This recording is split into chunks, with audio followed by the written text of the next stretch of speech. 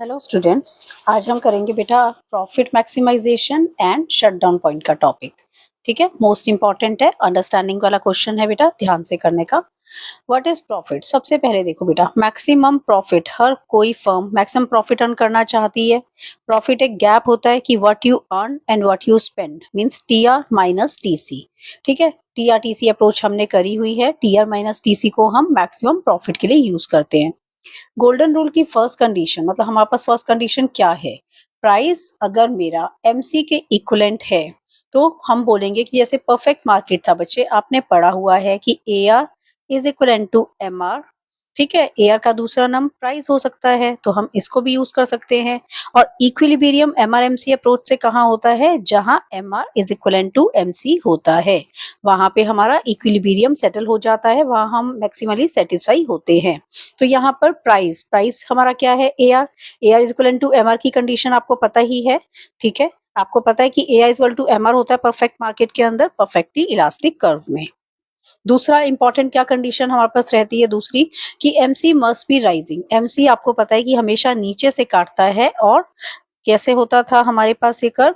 ये हमारा M R curve अगर है इम्परफेक्ट मार्केट का, अगर यही कर्व परफेक्ट मार्केट के अंदर है तो A R is equal to M R होता है, एमसी उसको नीचे से काटता है। ठीक है, यहाँ पे आपके पास कॉस्ट रिवेन्यू कर्व्स होंगे ओ वाई एक्सिस के ऊपर, ये आपका ओ एक्स है। यहाँ पे आपका इक्विलिब्रियम सेटल हो जाता है। अगर यही आपकी मोनोपोलिस्टिक फॉर्म है तो एम आर डाउनवर्ड स्लोपिंग होते हैं, एमसी उसको कट कर रहा है, एमसी ने कट करा जहां पर, that is the point of equilibrium, और वहां पे आपके पास क्वांटिटी एंड रेवेन्यू सेटल हो जाता है। ठीक है, तो एमसी की कंडीशन क्या है कि ये नीचे से काटेगा, it must be rising from below, cut from below. तो एमसी फॉलिंग नहीं है, ठीक है, डिक्रीजिंग नहीं होना चाहिए। तो हम कह सकते हैं कि जहां पर हर फर्म का क्या एम होता है बच्चे? मैक्सिमम प्रॉफिट को अर्न करना। वो कब होएगी? जब हमारी लो कॉस्ट आएगी, कॉस्ट कम होगी। ठीक है ना, तो ही तो ऐसा पॉसिबल होगा। कम से कम कॉस्ट के अंदर हम आउटपुट अपना जो है जितना चाहिए होगा उतना बनाएंगे।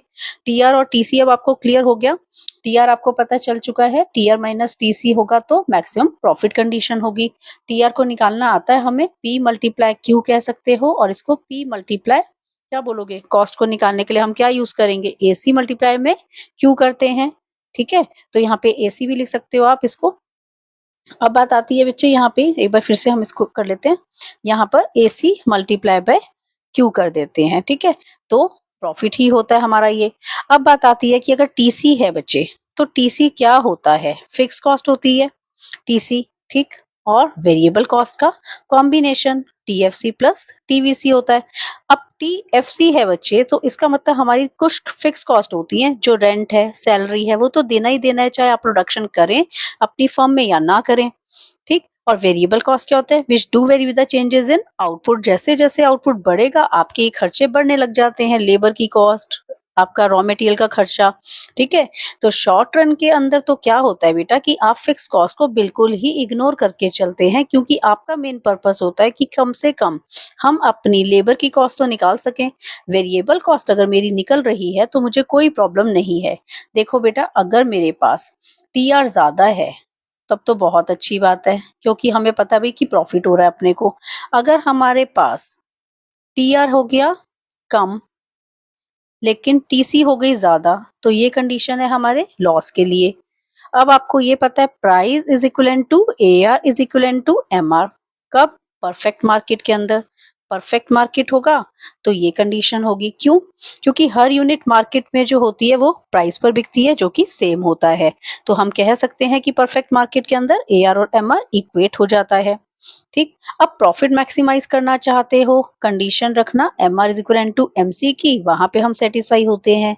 इसका मीनिंग क्या है कि जितना एक्स्ट्रा काम हम कमा रहे हैं उतना ही एक्स्ट्रा कॉस्ट हमारे को बियर करनी पड़ेगी।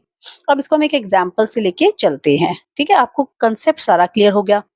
अब हमने माना कि शॉर्ट टर्म का अगर मेरे को सर्वाइवल करना है तो कम से कम मेरा प्राइस जो है सामान का वो एवीसी से थोड़ा ज्यादा हो, या एटलीस्ट इक्विवेलेंट तो हो ही हो। क्योंकि अगर छोटे टाइम पीरियड के अंदर मेरी वेरिएबल कॉस्ट भी कवर नहीं होगी तो मैं बिजनेस नहीं करना चाहूंगी। बट लॉन्ग रन के अंदर सारे prices must cover all the cost, क्योंकि सारी की सारी कॉस्ट क्या होती है, वेरिएबल होती है हमारी। तो प्राइजेस यहाँ पर एसी को देखकर चल रहे हैं हम, ठीक है, कि कम से कम प्राइजेस अगर ज्यादा मिल रहा है एसी से तो हम बिजनेस में कंटिन्यू करेंगे। शटडाउन कब होगा बच्चे, जब आपसे आपकी एवरेज मिनिमम कॉस्ट भी नहीं हो रही है। अब मान लो कि मार्केट में प्राइस बिल्कुल ही गिर गया, तो फर्म को क्या हुआ कि लॉस हो गया। अब फर्म को लॉस हुआ इतना, तो क्या फर्म प्रोडक्शन कंटिन्यू करे या बंद करे, उसको ये डिसाइड तो करना पड़ेगा।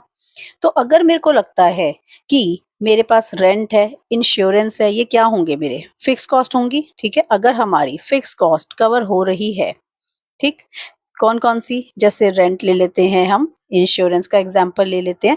अगर आपकी ये हो रही है कवर, चाहे प्रोडक्शन हो रहा है चाहे नहीं हो रहा, आपको ये खर्चे तो उठाने ही पड़ रहे थे पहले भी।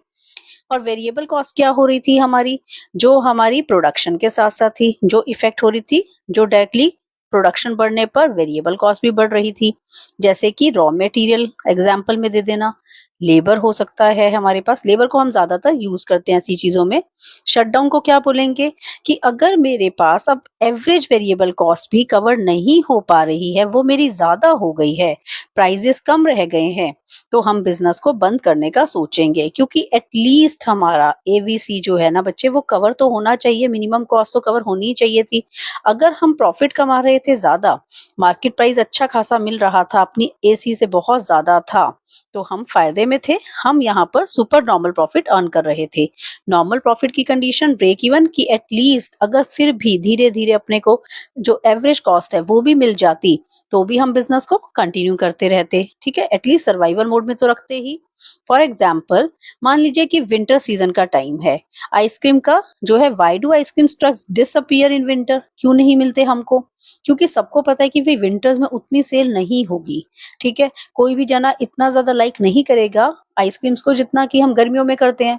वेरिएबल कॉस्ट क्या होती है, अभी वेजेस देनी पड़ती है, मिल्क होता है, फ्यूल होता है।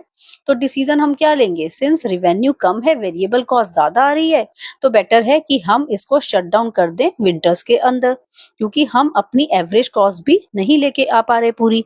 तो बहुत सिंपल है कंसेप्ट कि अगर प्राइजेस ज्यादा मिल रहे हैं आपको, तो आप सुपर नॉर्मल प्रॉफिट अर्न कर रहे हैं, आप बूम पीरियड के अंदर है, एक्सपेंशन चाहेंगे। अगर आपकी एवरेज कॉस्ट जो है वो ज्यादा आ रही है प्राइस से, तो भी बेटा प्रॉब्लम नहीं है, ठीक है कि हमें लॉस हो रहा है, बट स्टिल हम इसको कवर कर रहे हैं। बट अगर वेरिएबल कॉस्ट ही कवर नहीं होगी, तो वो हमारा होगा कि अब हमारे को डिसाइड करना है कि बिजनेस को शट डाउन कर दिया जाए। बेटा ये कंसेप्ट आपने जैसे पूछा था, जिन बच्चों ने, उनको बिल्कुल क्लियर हो जाएगा। रिमेंबर करना है आपको ये जो मेन पॉइंट्स हैं आपके, ठीक है, जो कंडीशंस है कि एमआर एमसी इक्वेट होंगे, एमसी राइजिंग होनी चाहिए, प्राइस जब तक एवीसी से ज्यादा है, तो फिर वो हमारा शट डाउन पॉइंट के लिए कोई, यहाँ पे जब तक हमें प्राइस ज्यादा मिल रहे हैं तब तक कोई दिक्कत नहीं, जैसी प्राइस उतना नहीं मिलेगा जितना मार्केट प्राइस नहीं मिलेगा और कॉस्ट बढ़ती जाएगी, तो हम बिजनेस को बंद कर देंगे।